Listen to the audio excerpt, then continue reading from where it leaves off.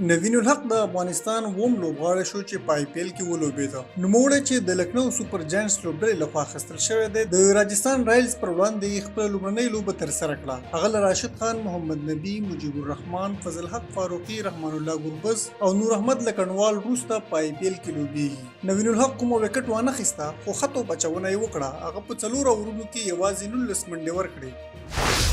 د آی پی ایل 26مه لوبه د لکنو سوپر جاینټس او راجستان رایلز لوبډلو ترمنځ ترسره شوه. لکنو په ټاکلو 20 اورونو کې د 7 لوبغاړو په سوځېدو 154 منډې وکړې، چې په ځواب کې د راجستان رایلز لوبډلې په ټاکلو 20 اورونو کې د 6 لوبغاړو په سوځېدو 144 منډې وکړې او د 10 منډو په توپیر لکنو بریا خپله کړه.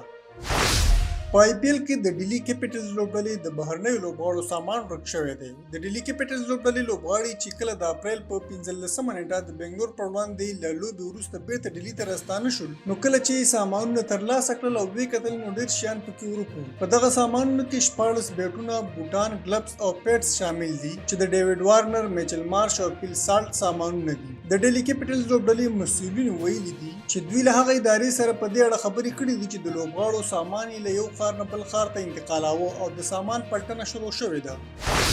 د پاکستان کرکټ ملي لوبډلې چټک توپ اچوونکی شاهد افریدی په لومړي ځل په یوه مرکه کې د خپلې ښځې انشا افریدی په اړه غږېدلی دی. هغه د دې پوښتنې په ځواب کې چې د ښځې توپ اچونه خوښیږي او په توپوهنه وویل چې توپ اچونه خو هغه هڅه هم ترسره کوي، خو ښځه یې ورته وایي چې باید توپوهنه هم ترسره کړي. هغه وویل چې اوس یې په توپوهنه هم کار پیل کړی دی. شاهین افریدي دا هم وویل چې ښځه یې له کرکټ سره ډېره علاقه نه لري، خو د هغه ملاتړ کوي.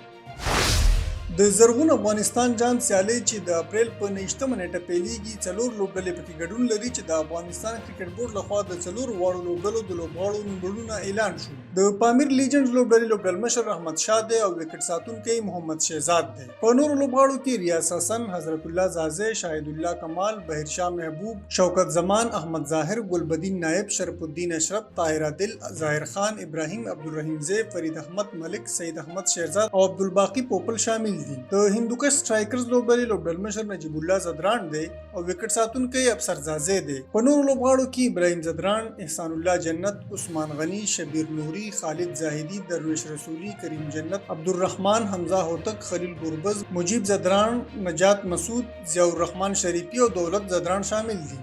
د میوند ډیفنډرز لوبډلې لوبډلمشر حشمت الله شهیدي دی او وکټ ساتونکی اکرام علي خیل دی. په نورو لوبغاړو کې نور علي زدران، عبدالمالک، صدیق الله اتل، ناصر جمال، سمیع الله شینواری، حیات الله ناصری، بهیر علي شینواری، ننګیالی خروټی، قیس احمد، عظمت الله عمرزی، ضیاء الرحمن اکبر، یمین احمدزی، آفتاب عالم او وفادار مومند شامل دي. د جونیئر چیمپئنز لوبډلې لوبډلمشر محمد هارون دی او وکټ ساتونکی نعمان شاه دی. په نورو لوبغاړو کې سهیل خان، سلیمان عربزی، حزب الله دورانی، کامران هوتک، خالد تڼیوال، وفی الله ترخیل، اکرم محمدزی، جمشید زدران، علي احمد، ناصر حسن، الله محمد، گلزار خان، بشیر احمد، فریدون داودزی، یما عرب، خلیل احمد او جمیل شینواری شامل دي.